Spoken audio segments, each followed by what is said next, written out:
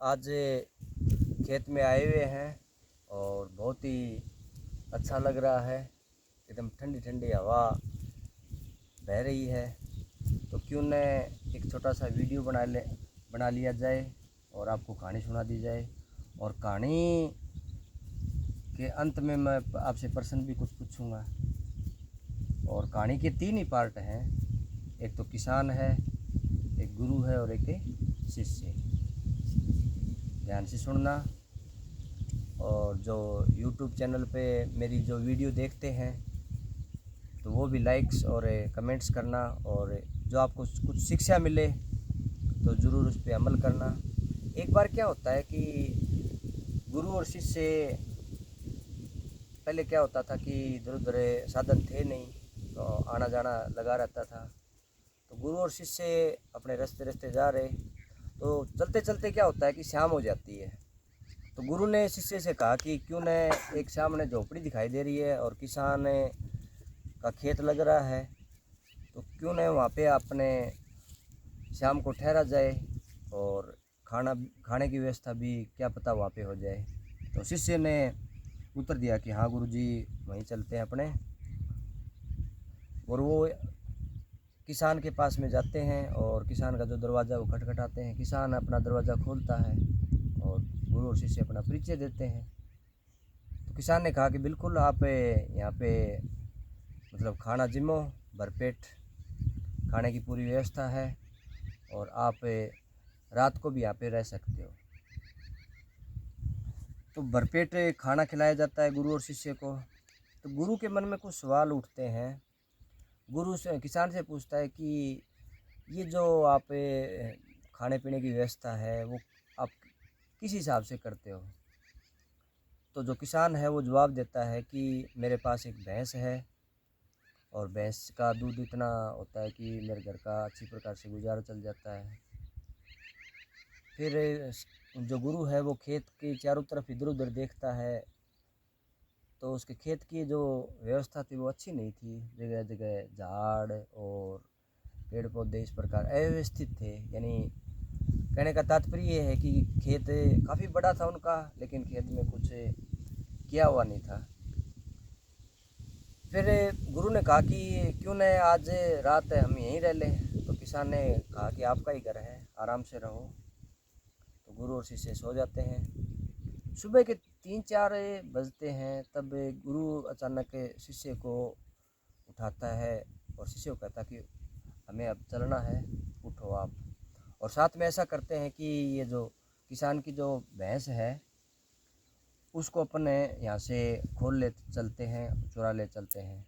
तो शिष्य है वो एकदम हतप्रभ रह जाता है कि गुरु ऐसा कैसे कह रहे हैं कि जो इन्होंने अपनी कितनी आवभगत की, सेवा पानी की और उन्हीं की भैंस चुराने की बात कर रहे हैं।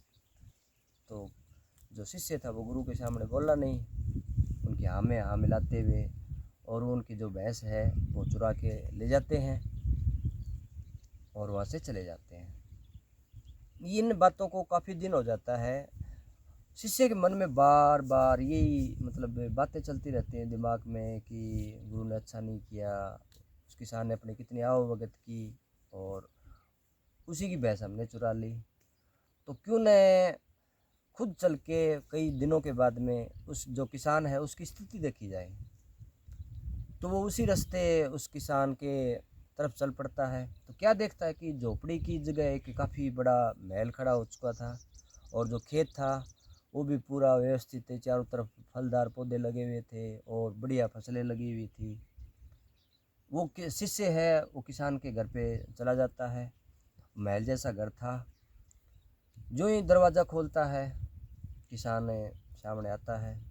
फिर वापस वो परिचय देता है कि मैं, आपको पता है एक बार मैं और मेरे गुरु आए थे यहाँ पे, थोड़ा ध्यान कीजिए, आप पीछे जाइए, काफ़ी दिनों पहले हम दोनों आए थे यहाँ पे।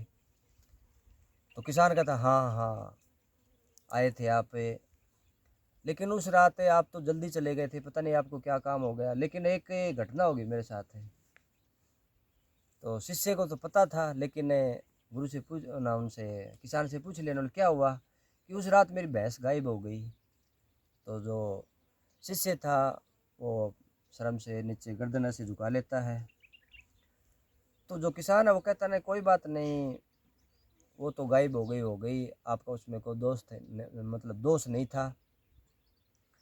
फिर क्या मतलब पूछता है कि आपने फिर जो शिष्य है किसान से पूछता है कि आपने फिर कैसे गुजारा किया कि आपके पास भैंस का ही साधन था, बाद में फिर आपने किस प्रकार से व्यवस्था की।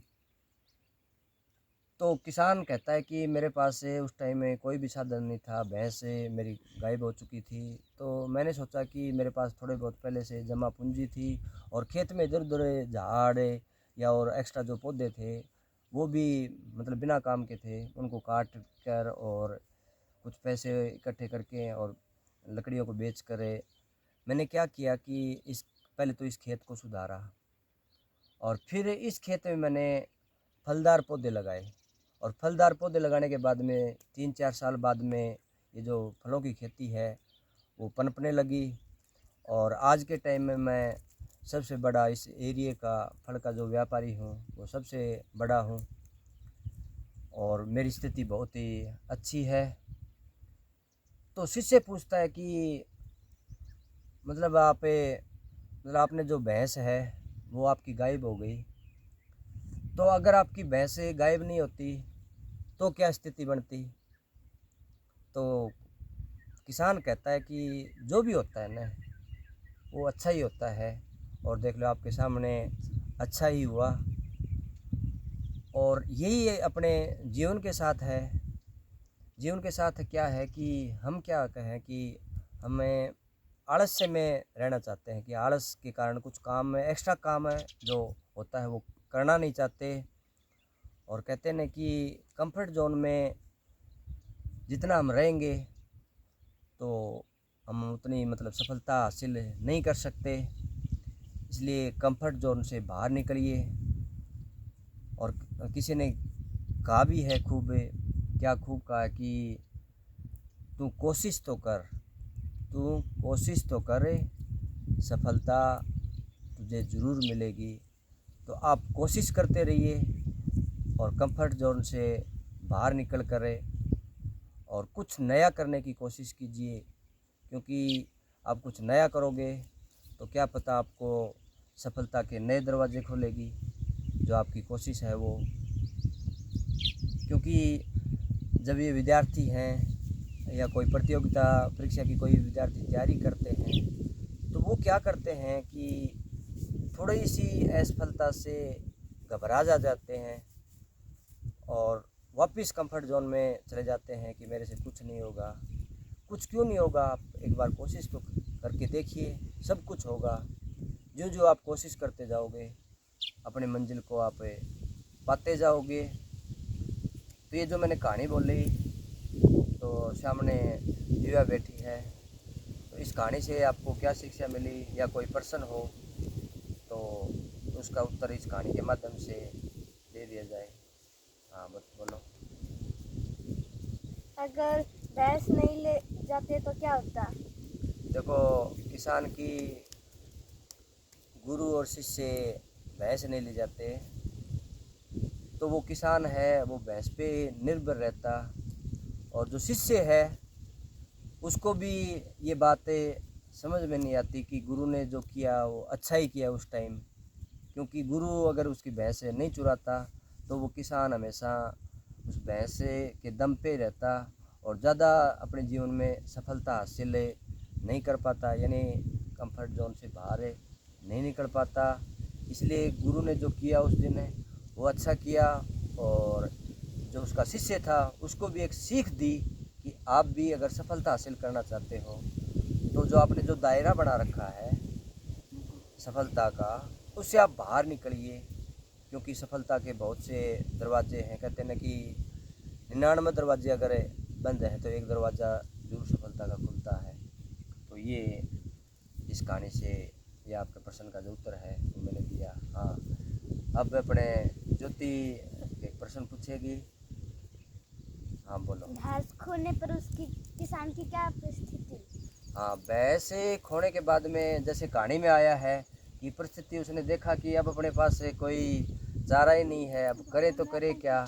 और कहते हैं ना कि आदमी जब परिस्थितियों से गिरता है ना तो परिस्थितियाँ परिस्थितियों को अनुकूल बनाने के लिए अपने आप पे आदमी कोई न कोई तरीका ढूंढ लेता है। अपने जो ये खेत देख रहे हो आप चारों तरफ है, ये अपने दादाजी के खेत थे। तो अपने पूर्वजों की ये जो ज़मीन है, तो दादाजी के बारे में बताते हैं कि दादाजी सुबह 4:30 बजे यहाँ पे खेत में पहुँच जाते थे। मतलब मेरे दादाजी, आपके दादाजी नहीं, आपके दादाजी भी बहुत मेहनत करते हैं। 4:30 बजे पहुँचकर यहाँ पे 100 बीघा ज़मीन थी। 100 बीघा बहुत होती है, इधर चारों तरफ आप देख रहे हो सारी पूरी अब ये 7 भाइयों में डिवाइडेशन है। तो 4:30 बजे काम करके खेत का 7 बजे घर पे वापस पहुँचते थे, और वहाँ से फिर मिस्त्री का काम, जो मकान बनाने का काम पूरे दिन वो करते। तो 7 लोगों को पढ़ाना, एक उनके लड़की थी उनकी शादी करना, पढ़ाना, कितना बड़ा काम था। तो जो किसान था उसने भी ऐसा ही किया। जो भैंस था, वो भैंस तो थी रही नहीं उनके पास में, तो भैंस से जाने के बाद में उसके पास थोड़ी बहुत जमा पूंजी थी, और कुछ जो पेड़ पौधे थे, जो ख़राब पेड़ पौधे उनकी कटाई छटाई करके, और उसने काफ़ी कोशिश की और मेहनत की। और मेहनत से बताता है कि उनको क्या हासिल हुआ। हाँ, दीक्षा उतावली हो रही है कि पापा जी कोई प्रश्न पूछे आपसे। तो दीक्षा तो कहानी भी बढ़िया सुनाओ है, तो बोलो कि आपका क्या प्रश्न है। कहानी का शिक्षक कौन था? कहानी का, कहानी से शिक्षा का मतलब है कहानी से क्या शिक्षा मिली? हाँ, कहानी से क्या शिक्षा मिलती है। कहानी से देखो ये शिक्षा मिलती है कि आपा अगर सीमित दायरो रखांगा कोई भी सफलता प्राप्त करने को, जैसे आपा यूँ कर लिया कि ना का अपने तो इतनी ज़मीन है, इतनी छोटी सी नौकरी है, इसमें आपा काम चलावा और अपने को कुछ नहीं करना है, तो ये संसार है एक जगह ही ठहर जाता। तो महान जो लोग हैं वो सफलताओं से, मतलब छोटी छोटी सफलताओं से बड़ी बड़ी सफलताएं उन्होंने प्राप्त की हैं, और असफलताओं से कभी भी घबराए नहीं।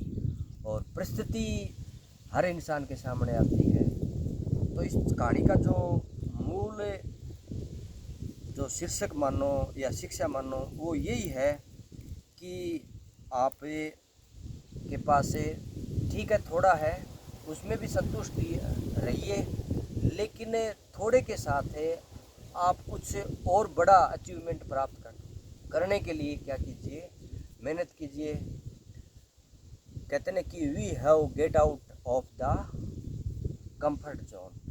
जब हम कंफर्ट जोन से बाहर निकलेंगे, जो अपने दायरा बना रखा है, तभी हम और बड़ी सफलता प्राप्त कर सकते हैं, जिस प्रकार से उस किसान ने प्राप्त की। और माध्यम बने गुरु और शिष्य, क्योंकि गुरु के अंदर इतना ज्ञान था कि जब तक ये व्यक्ति जो किसान है ये भैंस पे ही डिपेंड रहेगा तो बड़ी कोई सफलता प्राप्त नहीं कर सकता। क्योंकि आते ही उसने देख लिया था कि इसके पास बहुत बड़ा खेत है, और ये अगर खेत में पूरा काम करे मन लगा के तो बहुत कुछ हासिल कर सकता है।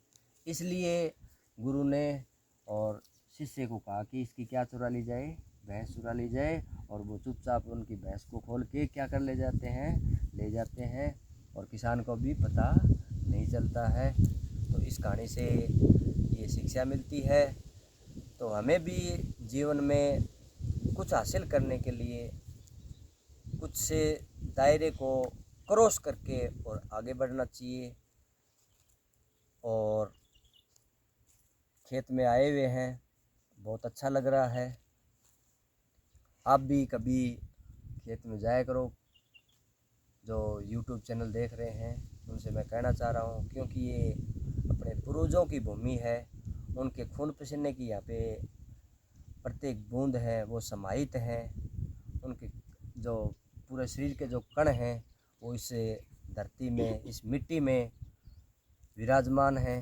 क्योंकि कहते हैं कि हम मिट्टी में पैदा हुए और मिट्टी में ही मिल जाना है। तो मिट्टी से ये अपनी मातृभूमि है और इसकी हमें कदर करें। धन्यवाद।